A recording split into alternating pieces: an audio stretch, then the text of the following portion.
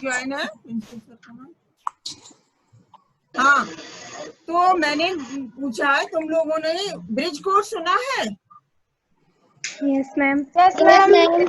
Bridge course के बारे में जो हमारा मटेरियल आ रहा है उसको देखा है आपने? क्या देखा उसमें? उसमें क्या देखा? बताएगा कोई? हैंड रेज करेगा? तो जानता है वो हैंड रेज करे, मुझे बताए, मैं उसको पूछूंगी। ये ब्रिज कोर्स के बारे में क्या पढ़ा आपने? साक्षी? एक्चुअली मैम मैंने अभी स्टार्ट नहीं किया है, इसलिए। नहीं किया है? तो मैंने कल जो पढ़ाया फर्स्ट स्ट्रेंजर समझाओ मुझे। क्या मैम?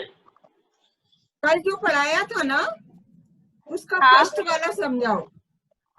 इन लोगों को ओके। बताओ मैंने क्या पढ़ाया था, बताओ। मैम जो फर्स्ट स्टेंजा है वो कहता है, कवि कहता है कि मानसरोवर सुवर जल हंसा केली कराई, यानी कि मन रूपी सागर में हंस मस्ती कर रहे हैं, अर्थात क्रीड़ा कर रहे हैं। मुक्ता फल मुक्ता चुगे, अब उड़ी अनंत न जाही, यानी कि जो मुक्ता है वो मोतियों के फल चुन रहे हैं और अब वो उड़ना नहीं चाहते क्योंकि उन्हें यहीं पर सब कुछ मिल रहा है।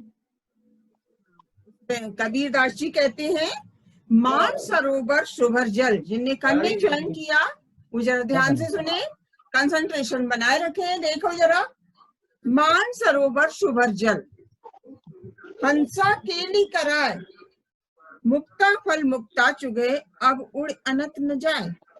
कबीरदास जी कहते हैं कि मानसरोवर झील जल से भरी हुई है, इसमें हंसा केली कराए। हंसा यानी हमारा मन रूपी हंस। मानसरोवर को झील का रूप हमारे मन रूपी झील से लिया गया। संसार रूपी सरोवर, उसमें हमारा मन रूपी जीवात्मा क्रीड़ाएं कर रही है। क्या कर रही है? क्रीड़ाएं, है ना।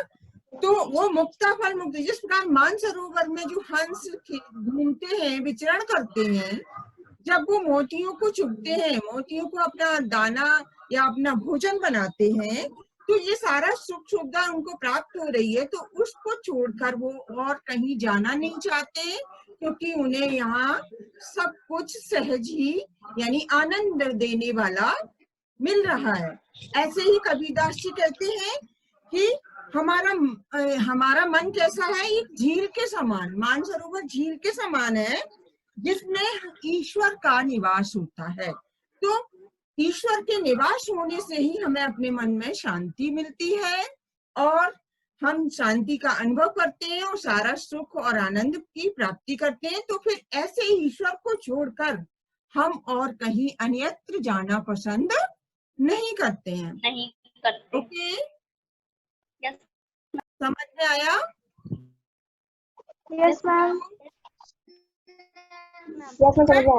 Yes ma'am. मैं दूसरा चलूं? Yes ma'am. ऐसे भी ढूंढत में फिरो, प्रेमी मिले न कोई, प्रेमी को प्रेमी मिले सब भी समृद्ध होए। कबीरदास जी कह रहे हैं मैं प्रेमी यानी भक्त, ईश्वर को भजने वाला, ईश्वर का गुणगान करने वाला, उसको मैं ढूंढने चलता हूँ, देखता हूँ संसार में मुझे ऐसा कोई भक्त देखने को नहीं मिलता। प्रेमी को प्रेमी मिले, तो कबीरदास जी कहते हैं जो सच्चा भक्त होगा, जो सच्चा ईश्वर का प्रेमी होगा, उसी को ईश्वर प्राप्त होंगे सभ्य और उसके सारे अवगुण अच्छाइयों में बदल जाएंगे। यदि जो सच्चा भक्त होगा वो उसके सारे अवगुण, ईश्वर के नाम मात्र लेने से ही उसकी सारे अवगुण दोष दूर हो जाएंगे। Okay? Yes ma'am. Yes ma'am. बसते चढ़िए ज्ञान को सहज दुलीचा डार, श्वान रूप संसार है भूखन दे झक मार।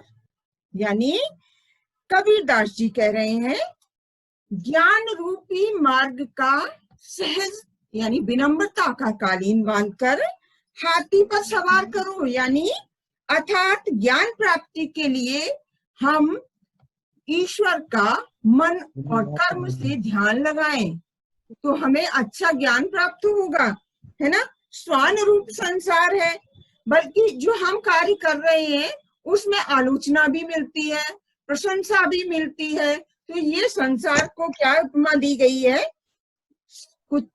ये संसार में फालतू के व्यर्थ लोग हैं। स्वान रूप यानी कुत्ता है तो अपन रास्ते से निकलते हैं तो वो अनावश्यक भी भौंकता है ना। वो बेकार में ही भौंकने लगता है, उसका कोई भी मतलब नहीं होता। यदि हम अपने आप को ईश्वर के ध्यान में लगाएंगे और हमसे संसार में कहा जाएगा ये तो पागल है या कुछ भी आलोचनात्मक शब्द हमारे लिए बोले जाएंगे, उसकी परवाह नहीं करना है। हमें सिर्फ और सिर्फ भगवान का ही ध्यान और स्मरण करना है। कौन कह रहा है ये? कबीरदास जी, के उपासक है ना। वो ईश्वर को मानते हैं, वो राम रहीम खुदा अल्लाह ये सब एक ही ईश्वर मात्र है, उनके नाम अलग अलग है, ठीक है। पखा पखी के कारणे सब जग रहा भुलान, निरपक होय के हर बजे सो ही संत सुजान।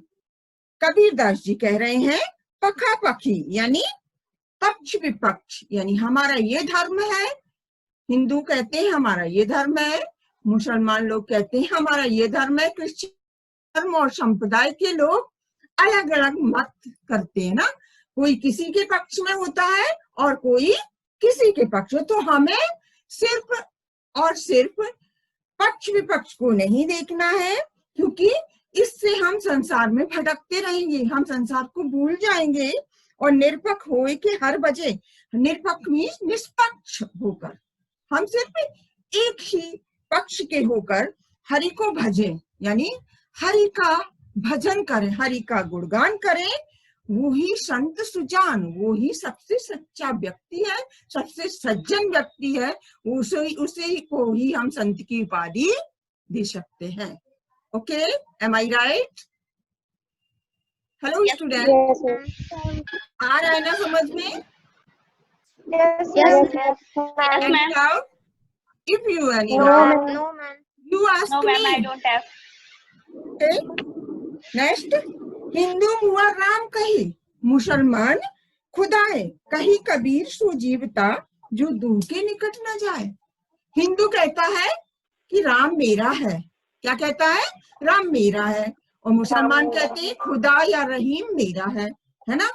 और कहे कबीरदास जी कहते हैं ये दोनों का, हिंदू राम को करेंगे, वो रहीम को कहेंगे, इन दोनों को छोड़कर जो दूर के, ये इन दोनों को निकट ना जाकर किसी एक भगवान को मानेंगे तो वही व्यक्ति संसार में जीवित रहेगा या आनंद प्राप्त करेगा। Okay, understand? नेक्स्ट, काबा फिर काशी भया, रामई भया रहीम, मोटो चून मेंढा भया बैठ कबीरा जीव। काबा एक मुसलमान लोगों का, मुस्लिम धर्म का एक तीर्थ स्थान है। काबा फिर काशी भया, काबा ही काशी है और काशी ही काबा। और रामई भया राम, और राम ही रहीम है और रहीम ही राम, यानी समानता है, मतलब एक ही है। समझ रहे ना? ईश्वर एक ही है, उसे हम या राम कहेंगे या है फिर रहीम, लेकिन वो मात्र सिर्फ एक ईश्वर है, ब्रह्म है, परमात्मा है ना। तो मोटर चून मैदा है, जिस प्रकार एक गेहूं को उसका आटा छानते हैं मोटा सा, तो वो आटा बन जाता है चलनी से छानेंगे, और बारीक चलनी से छानेंगे तो वो मैदा बन जाएगा। लेकिन बनता किससे है? गेहूं से। तो हम लोग बैठकर खाते हैं, भोजन करते हैं। आवाज किसकी आ रही है? म्यूट कर दीजिए, आवाज नहीं आनी चाहिए। ओके। ऊंचे कुल का जन्मिया जे करनी ऊंची न होय, सुबरन कलश सुरा भरा साधु निंदा सोय। ऊंचे कुल का जन्मिया यानी हम उच्च कुल में जन्म लेकर यदि हम नीचता वाले काम करेंगे तो ये करनी ऊंची ना हो, लेकिन हमारे जो कर्म हैं वो ऊंचे नहीं होते, हम निंदा के पात्र बनते हैं। यदि हमने ऊंचे कुल में जन्म लेकर कुछ निम्न स्तर के काम किए, है ना, तो हम निंदा के पात्र बन जाएंगे, यानी हम उस कुल का भी नाम रोशन नहीं कर पाएंगे। ऊंचे कुल में जन्म लेने से कुछ नहीं होता जब तक कि हम लोग अच्छे कर्म ना करें, है ना। ऊंचे कुल का जन्मिया जे करनी ऊंची ना हो, ऊंचे कर्म ऊंचे कुल में ऊंचे वंश में जन्म लेने से क्या फायदा, हमारे कर्म निम्न स्तर के हों तो हम निंदा के पात्र बन जाएंगे। जिस प्रकार से सुबरन कलश सुरा भरा साधु निंदा सोए, जिस प्रकार सुबरन सोने के कलश में क्या हो रहा है मैम अननेसेसरी साउंड आ रहा है। अरे ये मुझे पसंद भी नहीं है, ऐसे क्लास नहीं ले पाऊंगी। यस मैम, आपकी आवाज भी नहीं आ रही सही से। सब लोग जिनके घर में शोर हो रहा है वो म्यूट हो जाएं।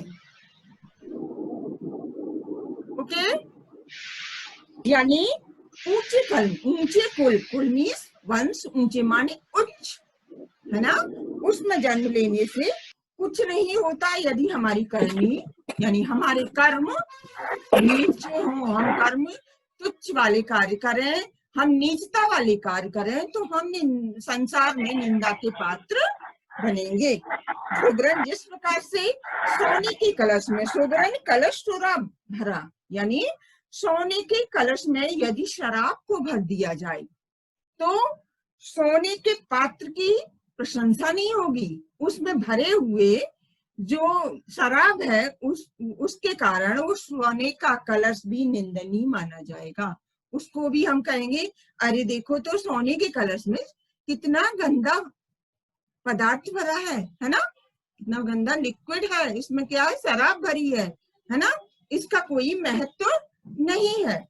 तो पात्र कैसा है, सोने का, लेकिन उसमें भरी जाने वाली वस्तु कैसी है, शराब, निंदनीय, घृणा, जिसे देखकर हम कहते हैं ये चीज अच्छी नहीं है। तो बच्चों समझ में आया, एम आई राइट? Yes ma'am. समझ में आया? मैम, हाँ जी मैम, अच्छे मैम वो 6 वाले में जो लास्ट पर लिखा है जीम, उसका मतलब क्या होता है? जीम मीन्स खाना, कहते हैं भोजन जीम ले, है ना, भक्त खाना को खाना ग्रहण कर